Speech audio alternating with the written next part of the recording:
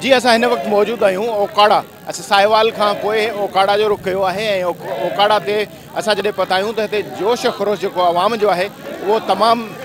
ज़बरदस्त नज़र अची रहियो आहे। आवाम जे जोश ख़रोश में अंदाज़ो लगाए सघिजे थो त पाकिस्तान पीपल्स पार्टी जो जेको हीउ अवामी लॉन्ग मार्च जेको सिंध खां शुरू थियो आहे, कराची जे शहर खां शुरू थियो आहे, मज़ार क़ाइद खां शुरू थियो आहे, हिन वक़्तु ओकाड़ा में जिते माण्हुनि जो जेको अंबो नज़र अची रहियो आहे, जिते हीउ तमामु वॾो शहर आहे, मुख़्तलिफ़ जेके रोड आहिनि उन्हनि ते माण्हुनि जा जेके हुजूम अंदाज़ो लॻाए सघिजे थो त माण्हू हिन अवामी लॉन्ग मार्च में न सिर्फ़ु शामिलु थिया आहिनि बल्कि मौजूदा हुकूमत जे ख़िलाफ़ु जेको एहतिजाज आहे उहो पिणु रिकॉर्ड कराइणु चाहिनि था। ऐं संदन इहा सदा आहे त मौजूदा हुकूमत न सिर्फ़ु पंहिंजी जेका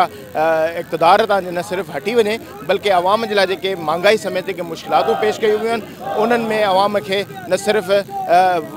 उन्हनि जो जेको मुश्किलुनि जो जेको भार आहे उहो हल्को कयो वञे बल्कि हुकूमत पिणु पंहिंजे उहिदे तां हुक्मरान जेके आहिनि जेको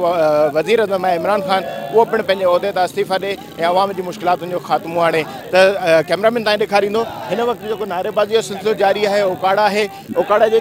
टिनी पासे जेके तमामु घणा वॾा रोड निकिरनि था उन्हनि ते माण्हू मौजूदु आहिनि। नारेबाज़ी जो सिलसिलो जारी आहे ऐं एहतिजाज कयो पियो थो वञे ऐं बिलावल भुट्टो ज़रदारी जे हक़ में नारेबाज़ी पई थी वञे ऐं ॿुधायो थो वञे त असां न सिर्फ़ु पीपल्स पार्टी जे न अवामी लॉन्ग मार्च में शरीक आहियूं बल्कि सदाऊं बुलंद करे रहिया आहियूं त जेका हुकूमत आहे उनखे किरायो वञे, न्याज़ी खे हिकिड़ो धिको ॿियो ॾिनो वञे। जी।